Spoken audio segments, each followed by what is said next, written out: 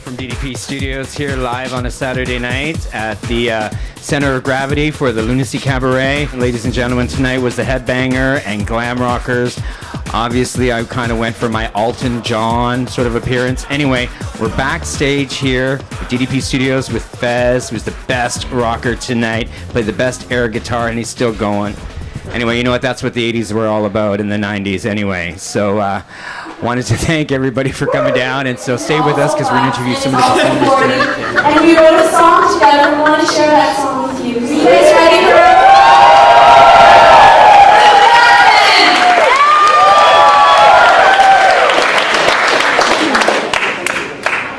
We haven't got what we thought of it. At least he has.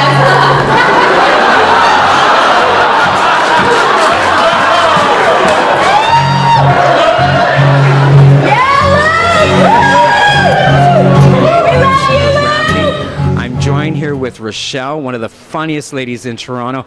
Rachelle, that was an incredible performance tonight. Where do you get your inspiration? And don't tell me marriage.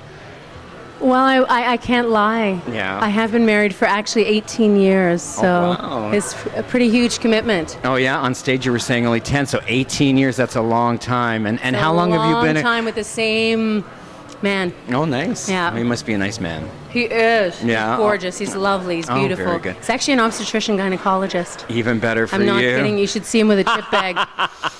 Woo! So now your performance was so out of control. The song, the lyrics, everything. Wild. We caught it all, and we can't wait. I can't wait to see the footage of it because it was fantastic. The chocolate cake part too is always. We have no idea what's going to happen with that. I came up and I had a huge piece of chocolate cake on my leg. It looked like I'd pooed myself. Wow. I was almost peeing myself laughing because it was glad. so funny. Yeah. So now you do the Toronto circuit, and I now do. you have your own website set up. Yes, and I also do. I do cabarets called I do a Ragbag Cabaret. I was just in Sudbury last night doing a show there. Oh, wow. So you're I do moving shows around. all over Toronto mostly, and also work at the Comedy Nest in Montreal, and I work at Absolute Comedy. I do stand-up comedy as well, so I just tone it down a bit when I'm doing stand-up. And for Lunacy, I really put it on. Okay, I like the Absolute Club. Actually, we were just there last week, I think, for it's Deborah awesome. Giovanni, which was a lot of fun. Now, I've seen you on the street on your bicycle driving across the city to get to a show, and so how many shows a week are you doing? I went to Washington recently and I did 8 shows in 4 days. Wow. And that was me really hitting the ground and trying to do as many open mics as I could. This week I've done 2 shows, but last night I did almost an hour of materials and I hosted a show.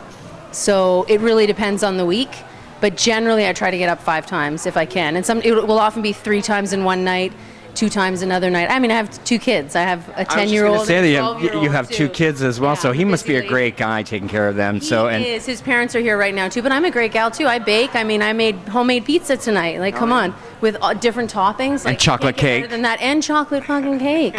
Hello, I bake. I have a French cookbook. I make homemade soup. You know how stressful that is? Yes, I do. Boys and men's underwear every day. Like this, it's stressful.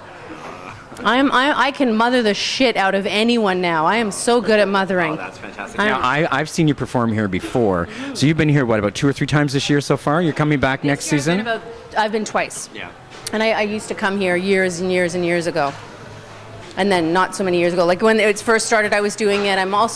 I wear a red nose. I have a clown persona that I do, very close to this, but a little bitchier. Oh yeah, well I noticed when you come in though, you're in your street clothes, and then all of a sudden, once you put on your costume, your entire persona changes, and you just kind of let loose, and I noticed the fuck word coming out a little bit more, so, oh yeah. I have a swearing jar at my Do you have a swearing jar at home? I invite kids to the show, so I need a swearing jar if I'm going to be around kids. Oh, yeah? Otherwise, they will be traumatized. And what about your neighbors? How do they feel about your your profession? It depends on who it is, what show they saw. Some of them maybe saw a bad show, though, so they'll never come again. Other people are fans, and they're at every show. And so we've got actually my friend Luke Jackson here, who I played with today. We have the cabaret together, so we actually have a good fan base in the Roncy area.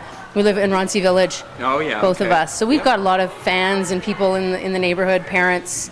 You know, some people are probably like, who is that outrageous? Well, not only when you start coordinating your shows and choreographing them, you also try to involve different charities. You want to be out there to help people as well. And I noticed that you do that with your laughter. So is that something, how did you think about helping people?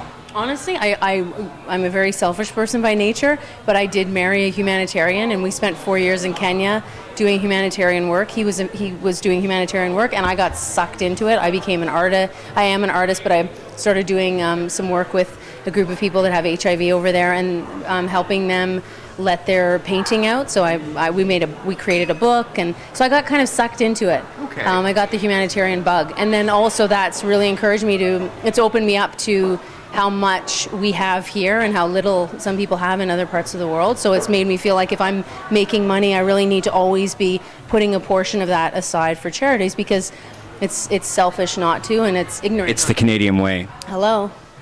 Now, does your charity have a website that people can go to? I have a website, crowningmonkey.com, and also RachelleElie.com, and it's just being worked on. But I did shows for years as this character Joe, and so if you go to that website, Joe will be there. But then there's also a couple of other shows on there too. That I sounds do a lot of fantastic. women shows. Sounds good, and I bet you can entertain the audience for all by yourself. Work it. Oh, thank you so much, Rachelle, and I can't wait to see you. Thank you. Just pulled this out of my closet. Of course, this is my Alton personality. Hello, Alton. Thank you, Rachelle. This is Joe from DDP Studios, live on a Saturday night at the Lunacy Cabaret, the Gravity.